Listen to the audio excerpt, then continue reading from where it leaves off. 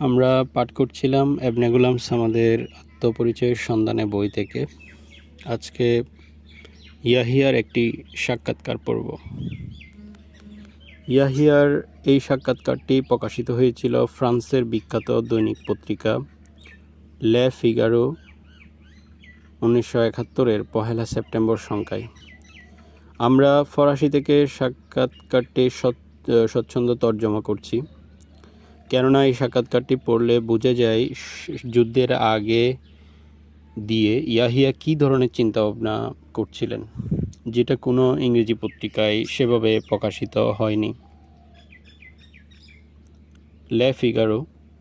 সীমান্তে বর্তমান অবস্থা আসলে এখন কেমন বলে আপনি মনে করছেন? ইয়াহিয়া: আপনি নিজে গিয়ে দেখুন, সীমান্তের অবস্থা মোটেও সন্তোষজনক নয়, কেননা ভারত প্রতিদিনই সীমান্ত লঙ্ঘন করে চলেছে।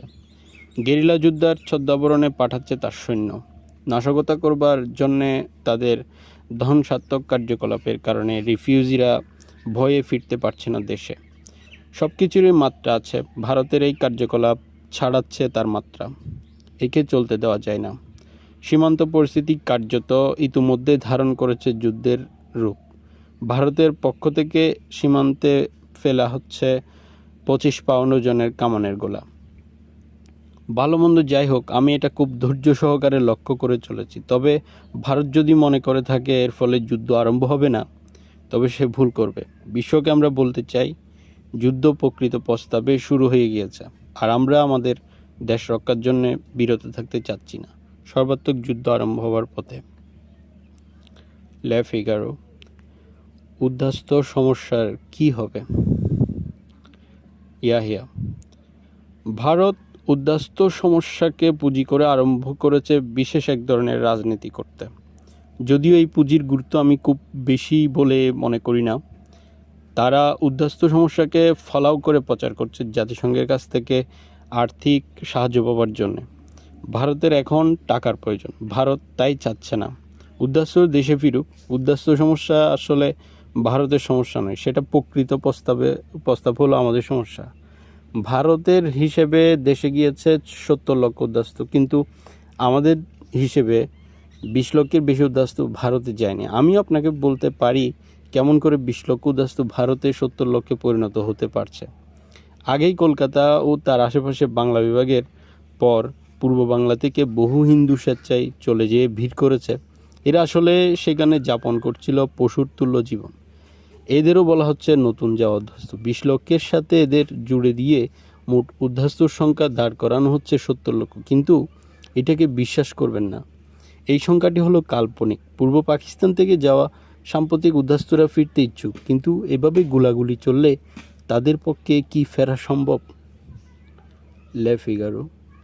আপনি কি বলতে চাচ্ছেন এটা শত্রুপক্ষের প্রচার? আপনাদের শত্রু নয় এমন দেশও বলছে উদ্বাস্তু সমস্যার ভয়াবহতার কথা। ইয়াহিয়া: ইংরেজরা বলছে, কিন্তু ফরাসিরা বলছে না। আমাকে আপনাদের প্রেসিডেন্ট মসিও পম্পিদো একটি চিঠি লিখেছেন। তিনি বলেছেন উদ্বাস্তু সমস্যা হয়ে উঠেছে উদ্বেগের বিষয়, কিন্তু ফ্রান্স চায় না অপরের ঘরোয়া ব্যাপারে হস্তক্ষেপ করতে। আমি ফ্রান্সের এই মহানুভবকে ধন্যবাদ জানাই। চীনের মহানুভবও আমার জানা আছে। তারা আমাদের ক্ষেত্রে প্রদর্শন করছে খুবই বন্ধুসুলভ মনোভাব। লে ফিগারো। সীমান্ত সংঘাত বন্ধ করবার জন্যে আপনি কি ভারতের সঙ্গে সংলাপে সম্মত আছেন? ইয়াহিয়া: আমি একাধিকবারই বলেছি সমস্যার সমাধানে আমি ভারতের সঙ্গে কথা বলতে চাই, কিন্তু ভারত তাতে কোনো সাড়া দেয়নি। লে ফিগারো। ইন্দিরা গান্ধীর সঙ্গে দেখা হলে আপনি তাকে কি বলবেন? ইয়াহিয়া: আমার সঙ্গে তার সাক্ষাৎ হবে না, কেননা তিনি আমাকে পছন্দ করেন না। কিন্তু আমি এজন্য কিছু ভাবছি না, কারণ তিনি একজন মহিলা নন, তার মধ্যে নেই নারীসুলভ কুমনীয় মনোভাব। সর্বোপরি তিনি পাননি তার পিতার মতো রাজনৈতিক প্রজ্ঞা। লে ফিগারো। কিন্তু আসলে তার সঙ্গে দেখা হলে আপনি তাকে কি বলবেন? ইয়াহিয়া: